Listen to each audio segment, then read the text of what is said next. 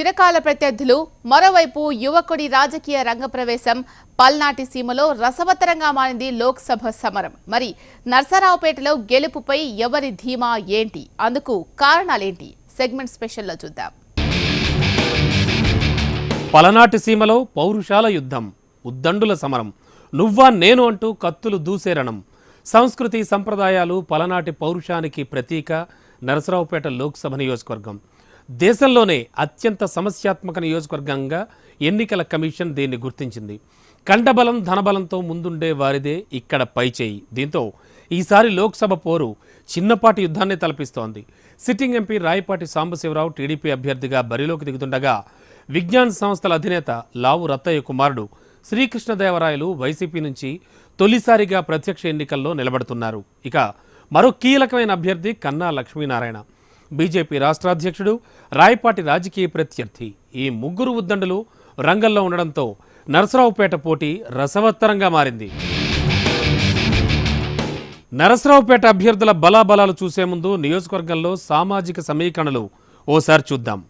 మొత్తం ఓట్లు 16,69,308, కమ్మ 2,68,000, రెడ్డి 1,80,000, ముస్లిం 1,75,000, కాపు 1,60,000, మాదిగలు 1,63,000, మాలలు 1,22,000, ఆర్య వైశ్యులు 86,000, యాదవులు 84,000, వడ్డెరలు 75,000, సుగాలీలు 41,000. నరసరావుపేట పరిధిలో దాదాపు అన్ని సామాజిక వర్గాలు సమాన స్థాయిలో ఉన్నాయి. గెలుపోటములను ప్రభావితం చేసేది మాత్రం మైనారిటీలే. అందుకే వాళ్లని ప్రసన్నం చేసుకునేందుకు పార్టీలు రకరకాల ప్రయత్నాలు చేస్తున్నాయి. ముగ్గురు మాజీ ముఖ్యమంత్రులు కాసు బ్రహ్మానందరెడ్డి, నేదురుమల్లి జనార్దన్ రెడ్డి, కొణిజేటి రోసయ్య నరసరావుపేట నియోజకవర్గం నుంచి లోక్సభకు ప్రాతినిధ్యం వహించారు. 2009కి ముందు ప్రకాశం జిల్లాలోని మార్కాపురం, కంభం, దర్శి స్థానాలు ఈ సెగ్మెంట్లో కలిసి ఉండేవి. నియోజకవర్గాల పునర్విభజన తరువాత పూర్తిగా గుంటూరు జిల్లా స్థానాలే, అంటే నరసరావుపేట, వినుకొండ, గురజాల, మాచర్ల, చిలకలూరిపేట, సత్తెనపల్లి, పెదకూరపాడు అసెంబ్లీ స్థానాలు వచ్చి చేరాయి.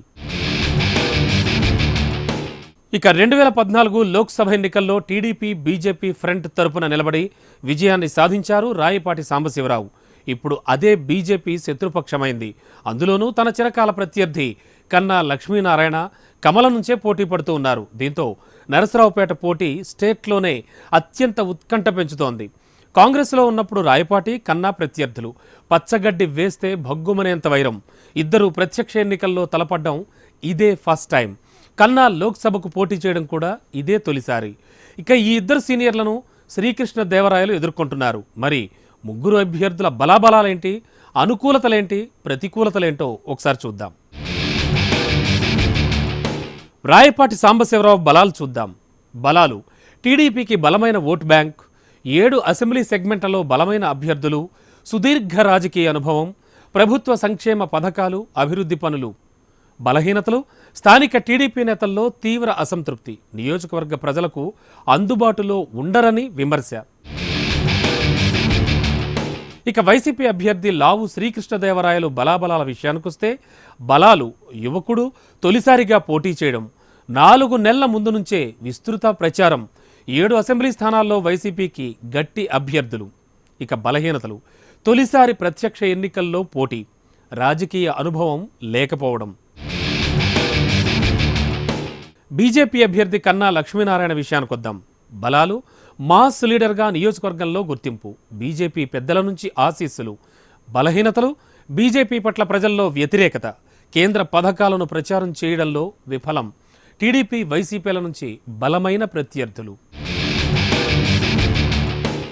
ఇది పల్నాటి సీమలో లోక్సభ సమరం. మొత్తానికి త్రిముఖ పోరు రక్తి కడుతోంది. అయితే వ్యక్తులను చూసి ఓటేస్తారా లేక పార్టీలను బట్టి మద్దతిస్తారా అనే దానిపై ఇక్కడి విజయావకాశాలు ఆధారపడి ఉన్నాయి.